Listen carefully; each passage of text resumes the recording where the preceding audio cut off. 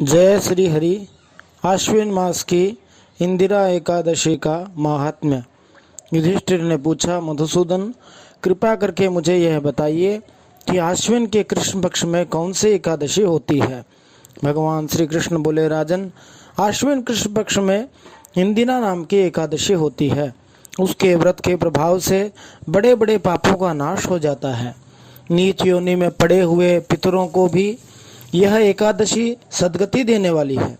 राजन, पूर्व काल की बात है, सत्ययुग में इंद्रसेन नाम से विख्यात राजकुमार थे, जो अब माहिष्मतीपुरी के राजा होकर धर्मपूर्वक प्रजा का पालन करते थे।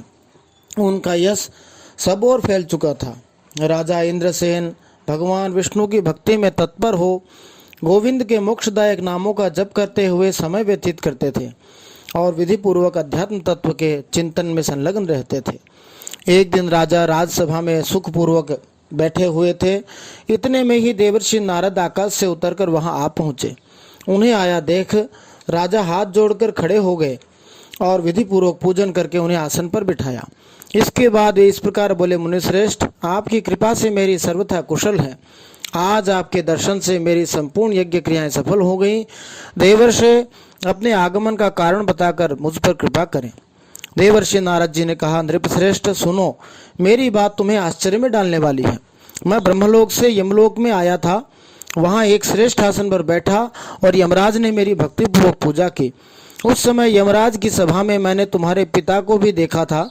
वे व्रतभंग के दोष से वहां आए थे। राजन, उन्होंने तुमसे कहने के लिए एक संदेश दिया है, उसे सुनो। उन्होंने कहा है, बेटा, मुझे इंदिरा के व्रत का पुण्य देकर स्वर्ग में भेजो। उनका यह संदेश लेकर मैं तुम्हारे पास आया हूँ। राजन, अपने पिता को स्वर्गलोक की प्राप्ति कराने के लिए इंदिरा का व्रत करो। राजा ने पूछा, भगवान, कृपा करके इंदिरा का व्रत बताइए।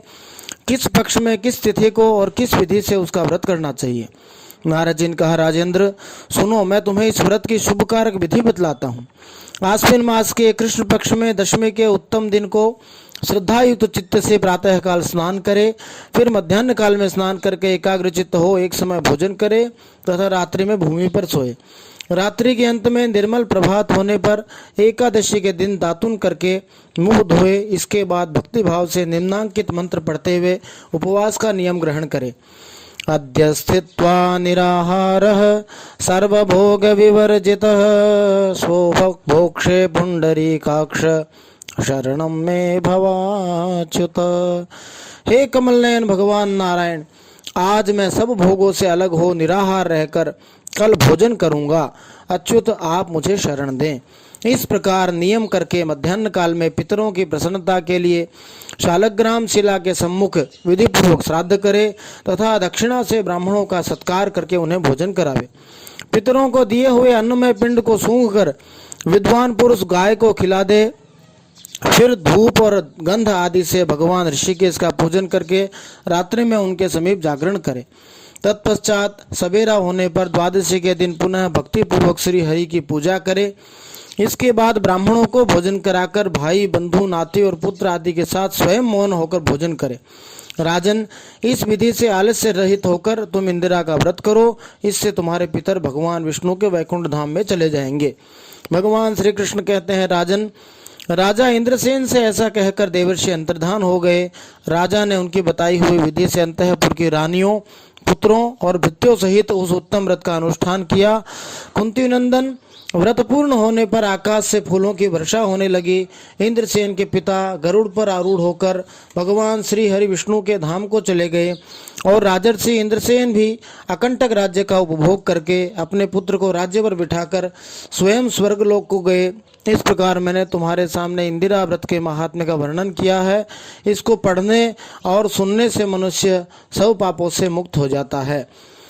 श्राद्ध पक्ष में एकादशी के दिन भी एकादशी का व्रत अवश्य ही करना चाहिए। अन्य किसी भी प्रकार से एकादशी को ग्रहण नहीं करना चाहिए। जिनके पितरों का श्राद्ध एकादशी को आता है वे भी अन्न में पिंड बना करके उसको सूंघ कर और गाय को खिला सकते हैं। गाय को खिला देना चाहिए। स्वयं को एकादशी के दिन भी श्राद्ध के पक्ष में भी विशेष रूप से अन्न ग्रहण नहीं करना चाहिए।